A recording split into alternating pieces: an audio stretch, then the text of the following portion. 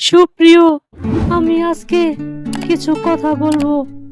তার আগে স্বনামধন্য টিভি চ্যানেল আকপাককে ধন্যবাদ জানিয়ে শুরু করছি। যদি জীবনে প্রয়োজনে নিজেকে বদলে ফেলতে হয় তবে তাই করো। হয়তো কিছুটা কষ্ট পেতে হবে তোমায়, তবুও যে তোমার মূল্য বুঝে তার অপেক্ষায় থেকো না। সম্পর্ক হলো বিদ্যুৎ কানেকশনের মতো, যা ভুল কানেকশন দিলে সারা জীবন শক খেতে হবে, আর সঠিক কানেকশন দিলে সারা জীবন আলোয় ভরে দিবে।